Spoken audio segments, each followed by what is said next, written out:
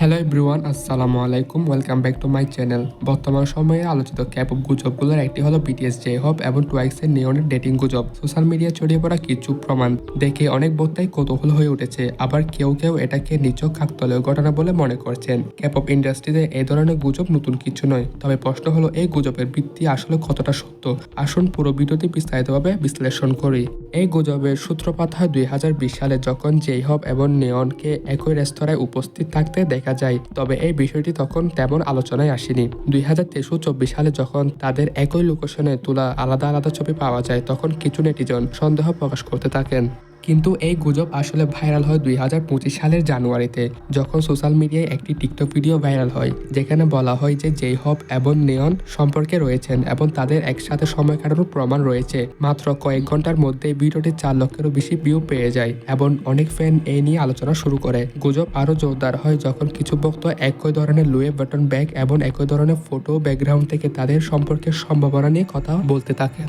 নেটিজেনরা যে প্রমাণগুলো সামনে এনেছেন সেগুলো বিশ্লেষণ করা যাক। নাম্বার 1, একই রেস্তোরাঁয় উপস্থিতি। 2022 সালে একটি বিশেষ ইভেন্টের জন্য তারা একই রেস্তোরাঁয় গিয়েছিলেন, তবে এখানে গুরুত্বপূর্ণ বিষয় হলো এটি ছিল একটি পাবলিক ইভেন্ট যেখানে অনেক সেলিব্রিটি ছিলেন, সুতরাং এখানে ব্যক্তিগত সম্পর্কের কোনো প্রমাণ নেই।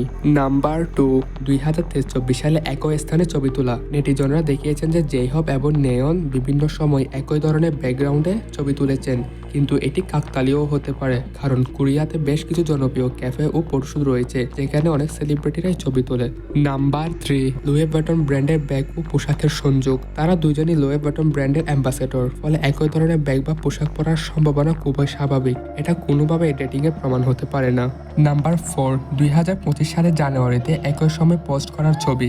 এই বিষয় নিয়ে অনেক জল্পনা কল্পনা হয়েছে, কিন্তু বিটিএস ও টুয়াইক্স এর মতো জনপ্রিয় আইডলরা সাধারণত নিজেদের ব্যক্তিগত জীবন গোপন রাখেন, ফলে শুধুমাত্র একই ছবি পোস্ট করা মানে এই না যে তারা সম্পর্কে আছেন। এমনটা নিশ্চিত করে বলা যায় না যে ওরা ডেট করতেছে। ক্যাপপ দুনিয়া এমন গুজব প্রায় ছড়ায়, কিন্তু সত্যিকারের সম্পর্কের ক্ষেত্রে সাধারণত বড় কোনো অভিযুক্ত ছবি বা ব্যক্তিগত মুহূর্তের ফুটেজ ফাঁস হয়, যা এখনো ঘটেনি।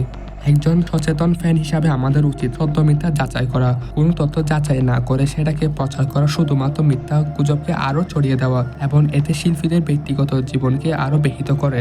এটা আমাদের মনে রাখা জরুরি যে ক্যাপপ আইডলরা নিজেদের ব্যক্তিগত জীবন গোপন রাখতে চান, তাই তাদের প্রতি সম্মান দেখানো আমাদের সবার উচিত। সোশ্যাল মিডিয়ায় ছড়িয়ে পড়া সব তথ্য সঠিক নয়, অনেক কিছুই গুজব। ক্যাপপ ইন্ডাস্ট্রিতে এর আগেও অনেক মিথ্যা গুজব ছড়িয়েছে যা পরে ভুল প্রমাণিত হয়েছে।